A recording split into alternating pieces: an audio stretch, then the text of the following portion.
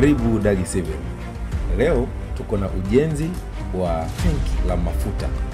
Tanki hili linajengwa chini ya ardhi. Lina ujazo wa mita kubiki 5 kama inavyoonekana kwenye mchoro hapo. Tutakwenda kuelezea namna gani tanki hili linajengwa kuanzia chini ya msingi mpaka juu kabisa. Tanki hili linapokea mafuta kutoka sehemu mbili. Sehemu ya kwanza ni kwenye magari ambayo yatakuwa yanaleta mafuta, na sehemu ya pili ni kutoka kwenye matenki makubwa yenye lita kubiki 2000 ambayo na yenyewe pia yanakuwa yamejazwa na magari hayo yaliyoletwa. Mafuta hayo yanatoka kwenye tanki hili na kwenda kwenye fuel dispenser kisha kwenda kujaza magari.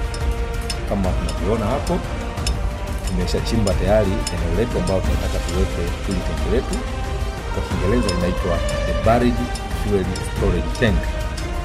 Hapo tunachimba msingi na tutaweka sentimita 10 ya blinding. Surveyor wapo wanafanya kazi yao kwa ajili ya kumark ile elevation.